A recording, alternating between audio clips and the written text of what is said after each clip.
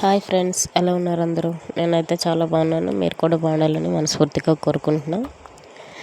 ఈరోజు నేనైతే పెసరట్టు ఎలా ప్రిపేర్ చేయాలనేది చూపిస్తాను. ఫస్ట్ నేను చూపించిన గ్లాస్తో గ్లాసుడు పెసలు అయితే తీసుకున్నాను. గ్లాసుడు పెసలకి గ్లాసుడు రైసే తీసుకుంటామండి. హాఫ్ తీసుకున్నా పర్వాలేదు, కానీ గ్లాసుడు పెసలకి ఇంకా ఎక్కువ తీసుకుంటే పెసరట్టు బాగోదు. దీంట్లోనే ఒక 4 పచ్చిమిర్చి, జీలకర్ర, నెక్స్ట్ ఒక వెల్లుల్లి, కొంచెం అల్లం వేసుకొని మిక్సీ పట్టుకోవాలి. నెక్స్ట్ నేనైతే అన్నం ఉంటే మనం అన్నం వండుతాం కదా, అన్నం ఉంటే అన్నం కొద్దిగా వేసుకోండి మిక్సీ పట్టేటప్పుడు. నేను అన్నం లేకపోతే అటుకులు అయితే వేసుకుంటాను. అటుకులు అయితే కొద్దిగా తడిపేసి అటుకులు అయితే వేసుకొని మిక్సీ పట్టుకుంటున్నాను. చూడండి, ఇలా మిక్సీ పట్టుకోవాలి. ఇది ముందు రోజు నైట్ నేను మిక్సీ పట్టుకుంటున్నాను. మరుసటి రోజు మార్నింగ్ ఇలా దోశ పెనంకి ఆనియన్ అయితే రాసేసి నేనైతే దోశ అయితే వేసుకుంటున్నానండి.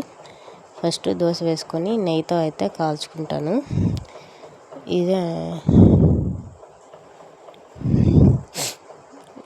ఇలా గంటతో తీసుకొని గంటతో అయితే ఇలా పాముకోవాలి.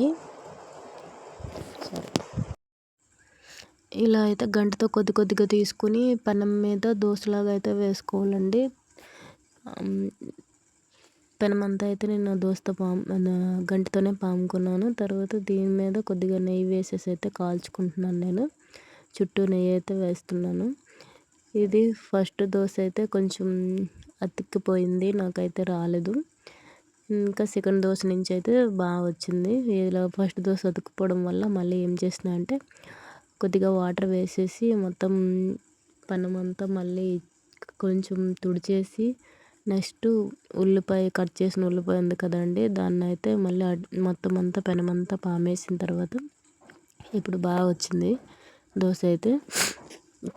నెక్స్ట్ టైం దోశ అయితే చాలా బాగా వచ్చింది. చూడండి, ఈ విధంగా అయితే పెసరట్టు అయితే వేసుకుంటామండి. పెసరట్టులో పచ్చిమిర్చి, జీలకర్ర, అల్లం వేస్తాం కదా, ఇవన్నీ వేయడం వల్ల కొంచెం టేస్టీగా ఉంటుంది. ఉప్పు కూడా వేసుకోండి, మర్చిపోవద్దు. నేను ఉప్పు వేయడం చెప్పలేదు. ముందు రోజు కొద్దిగా పిండి తీసుకొని అందులో ఉప్పు వేసేసి అయితే అంటే పులబెడతామంటాం కదా, నైట్ కొద్దిగా తీసుకొని పులుస్తుంది కదా, నెక్స్ట్ మార్నింగ్ వేసుకుంటే బాగుంటుంది. పెసరట్టు అప్పటికప్పుడు వేసుకున్నా బాగానే ఉంటుంది, కాకపోతే కొంచెం పులిస్తే కొద్దిగా బాగుంటుందండి, టేస్ట్గా వస్తుంది దోశ అయితే. నేనైతే ఇలా ప్రిపేర్ చేస్తాను. ఈ పెసరట్టు కాంబినేషన్ కొబ్బరి చట్నీ అయితే చాలా బాగుంటుంది. నేను పల్లీల చట్నీ చేశాను. ఇది అండి నా వీడియో. నా వీడియో కనుక నచ్చినట్లయితే లైక్ చేయండి, షేర్ చేయండి, కామెంట్ చేయండి, సబ్స్క్రైబ్ చేయడం మర్చిపోవద్దు. Please support for me. Thank you so much. Bye.